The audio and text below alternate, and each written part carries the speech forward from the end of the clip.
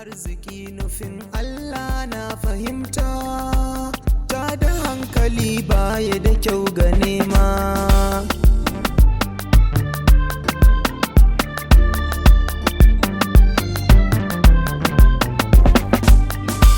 Kyan hali ya zamto jari ga kowa, kyan halinmu zai mana jari ga kowa, sai mu dinga fatan kairi ga kowa, babu kyau yawancin zarafi ga kowa.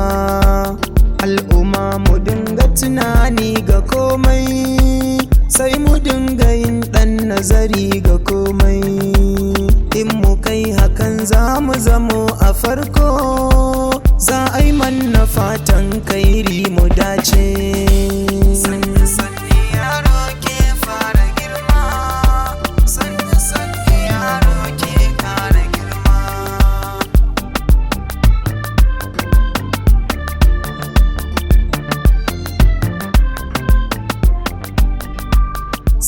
Sanni yaro ke fara girma.